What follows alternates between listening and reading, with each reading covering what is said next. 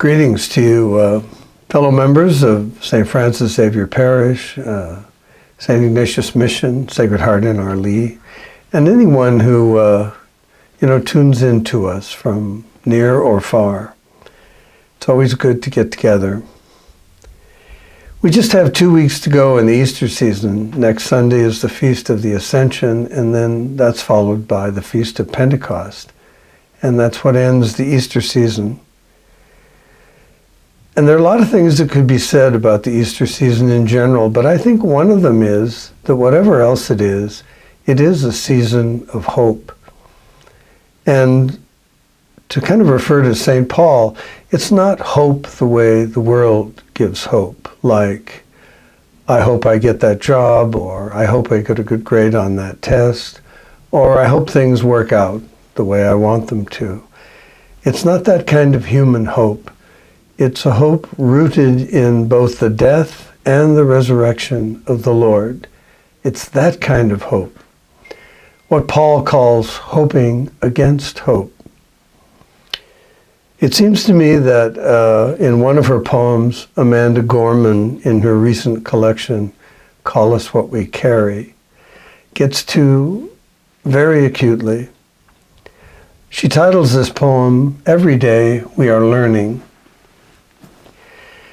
Every day we are learning how to live with essence, not ease, how to move with haste, never hate, how to leave this pain that is beyond us, behind us. Just like a skill or any art, we cannot possess hope without practicing it.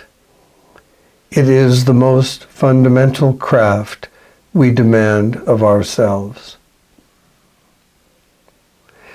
We can look back on the 2,000 years of history since the events we call the death and resurrection of the Lord, and perhaps easily think that we haven't made much progress as a human race.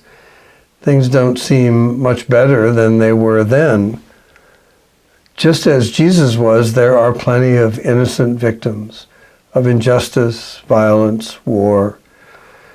Certainly the situation in Ukraine, but also in Yemen, about which we hardly read anything these days, would indicate that we're just not moving in the direction that Jesus has invited us to move.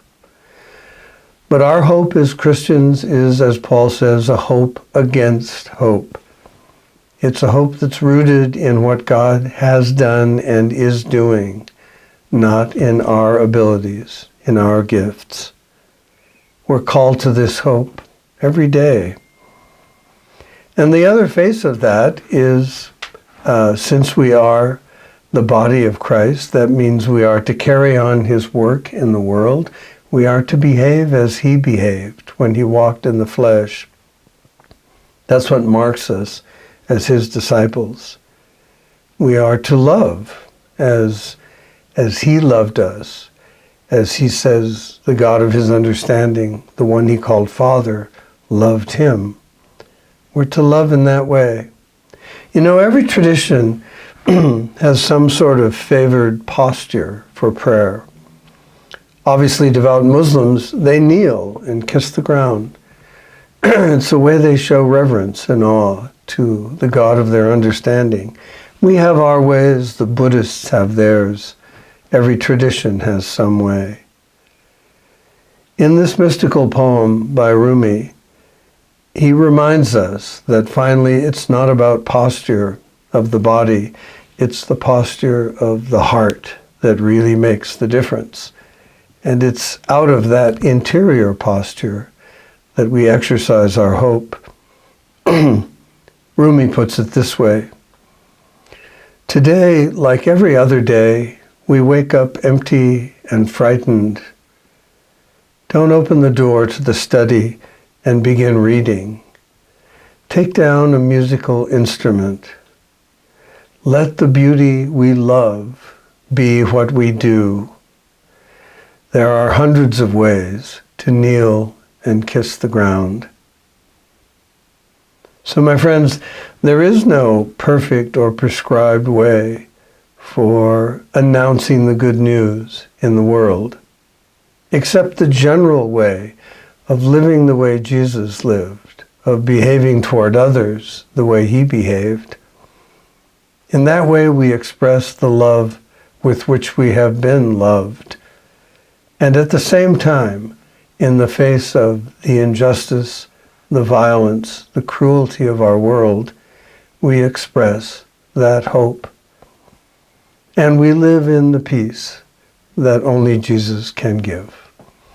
As we move to the end of the Easter season, may God bless you and yours and all your works and days.